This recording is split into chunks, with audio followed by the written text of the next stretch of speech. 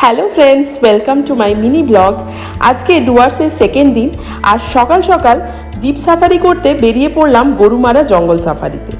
চারজনই ছিলাম দারুণ এক্সাইটেড, কারণ চিড়িয়াখানায় তো অনেক জন্তু জানোয়ার দেখেইছি, কিন্তু খোলা জঙ্গলে জন্তু জানোয়ার ঘুরে বেড়ানো আর সেটা চোখের সামনে দেখার একটা আলাদাই মাহাত্ম্য। সেদিন ছিল প্রচণ্ড বৃষ্টি, তো সেজন্য জঙ্গলটা কিন্তু দারুণ ঘন ছিল, আর গাটাও খুব ছমছম করছিল। মনে হচ্ছিল এই যেন সামনে থেকে হাতি কিংবা একটা লেপার্ড বেরিয়ে পড়বে। কিন্তু 3 ঘন্টা জঙ্গল সাফারি করার পরে আমরা কিছুই দেখতে পেলাম না, শুধু দেখতে পেয়েছিলাম কয়েকটা ময়ূর। তো আমাদেরকে নিরাশ হয়ে বাড়ি ফিরতে হলো, কিন্তু তার আগে অবশ্যই আমরা কয়েকটা ভিডিও এবং ছবি তুলে নিলাম। আর এই ছিল আমার আজকের মিনি ব্লগ। তোমাদের যদি ভালো লেগে থাকে তাহলে প্লিজ সাবস্ক্রাইব করে দিও। আবার দেখা হবে পরের ব্লগে, ততক্ষণ পর্যন্ত সবাই ভালো থেকো, টাটা।